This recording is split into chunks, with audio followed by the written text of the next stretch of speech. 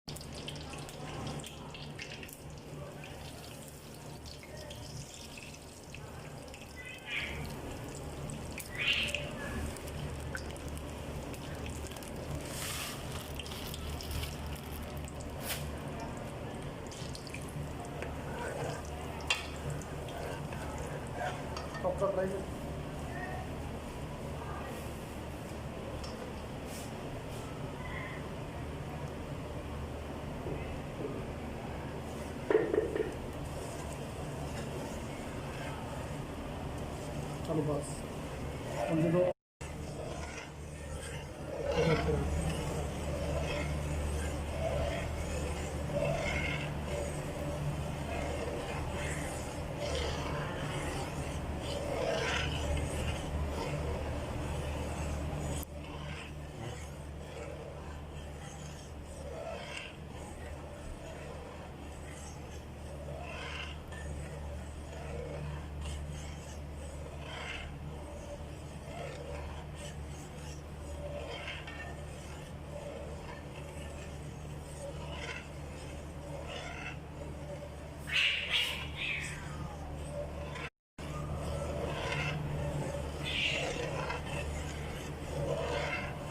उस्मान पाल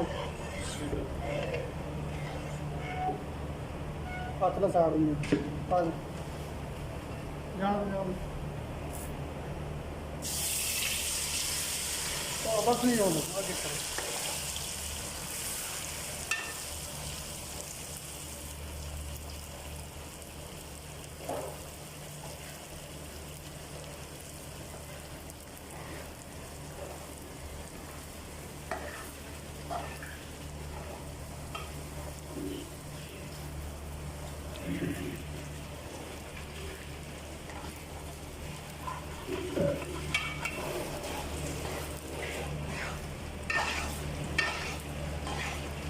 एक पा दे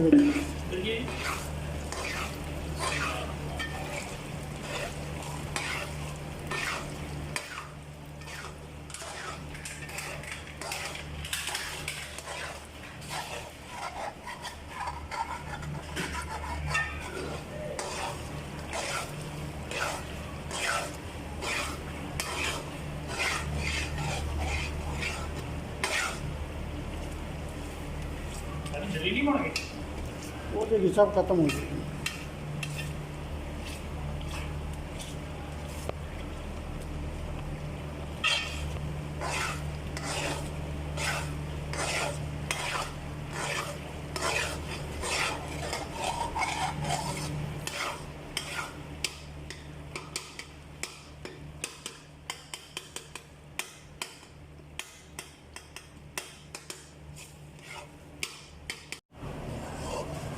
भाई साहब ये देखो, ये हमारे बेस्ट कुक शेफ एंड उर्फ सना अल्लाह,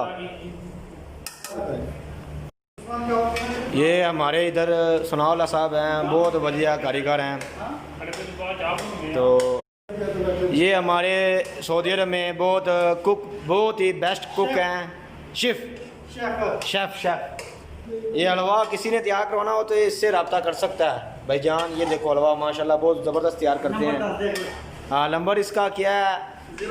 09 36 95 992। ये भाई हमारे ठीक है।